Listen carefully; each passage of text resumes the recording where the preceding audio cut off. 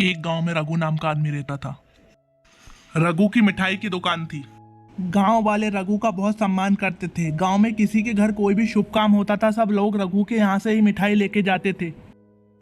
गांव में किसी के घर भी शादी होती, सब रघु को ही मिठाई बनाने का ऑर्डर देते थे। रघु बहुत ही स्वादिष्ट मिठाई बनाता था, जिससे मेहमानों का स्वागत बहुत अच्छे से होता था और सारे मेहमान बहुत खुश होते थे। और रघु की मिठाई पूरे गांव में प्रसिद्ध थी। एक दिन गांव के लाला जी की बिटिया की शादी थी। लाला जी रघु की दुकान पर मिठाई का ऑर्डर देने आते हैं। रघु, कल मेरी बिटिया की शादी है और तुम्हें ही मिठाई बनानी है। मेरी मिठाई का ऑर्डर ले लो। ठीक है लाला जी। लाला जी रघु को मिठाई का ऑर्डर देते हैं। लाला जी आप चिंता मत करिए, कल आपको सारी मिठाई समय पर मिल जाएगी। लाला जी के जाते ही रघु मिठाई बनाने में लग जाता है। वहाँ इतना बड़ा ऑर्डर मिला है, मैं समय पर इस ऑर्डर को पूरा कर लूंगा। फिर रघु सारी मिठाई बनाकर ऑर्डर पूरा कर लेता है और अगले दिन लाला जी के घर मिठाई लेकर पहुंचता है। ये लीजिए लाला जी, आपकी मिठाइयाँ तैयार हैं। हाँ हाँ रघु, आओ, ये लो तुम्हारे पैसे, और हाँ, खाना खाकर ही जाना। धन्यवाद लाला जी।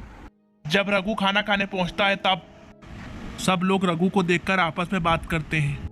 अरे ये तो रघु है ना, जिसकी मिठाइयाँ बहुत प्रसिद्ध है।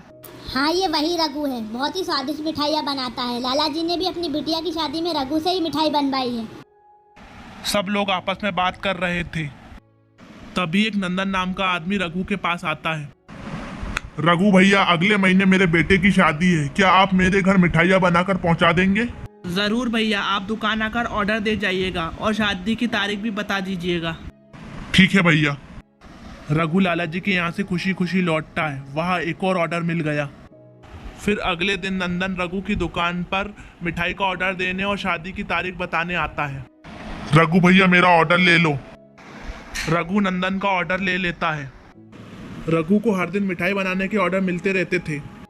देखते ही देखते एक महीना बीत जाता है और नंदन के घर की शादी नजदीक आ जाती है। नंदन रघु को फोन कर कर याद दिलाता है। रघु भैया, कल मेरे घर शादी है, आप समय पर मिठाइयाँ बनाकर ले आइएगा। ठीक है नंदन भैया, मैं समय पर मिठाई बनाकर ले आऊँगा। नंदन के घर की मिठाइयाँ बनाते समय रघु के मन में लालच आया।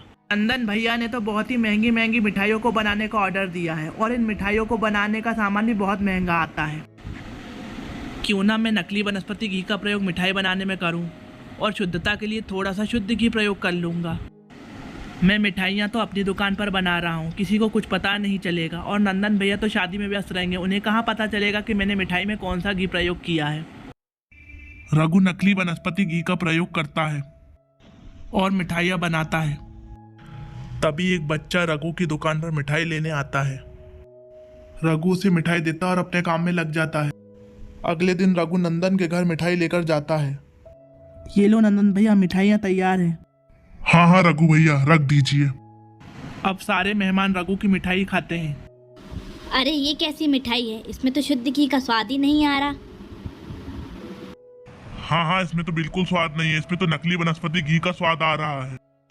तभी नंदन रघु की बनाई मिठाई को चखता है और कहता है, अरे रघु भैया, ये कैसी मिठाई बनाई है, इसमें तो वाकई नकली वनस्पति घी का स्वाद आ रहा है। तब रघु नंदन से कहता है, नंदन भैया, मैंने तो शुद्ध घी में ही मिठाइयाँ बनाई है, पता नहीं आपको नकली वनस्पति घी का स्वाद कैसे आ रहा है। तभी वे बच्चा नंदन के घर आता है जिसने रघु की दुकान से मिठाई ली थी। रघु अंकल झूठ बोल रहे हैं, मैंने खुद इन्हें नकली वनस्पति घी को मिठाई में डालते हुए देखा था। रघु नंदन से कहता है, निकल जाओ यहाँ से, तुम्हारी मिठाई के कारण मेरे घर का शादी का उत्सव खराब हो गया। रघुनंदन के घर से चला जाता है।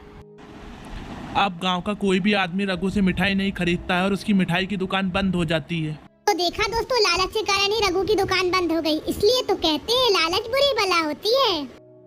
ऐसी ही ज्ञानवर्धक कहानी देखने के लिए हमारे चैनल को लाइक, शेयर, सब्सक्राइब जरूर करें।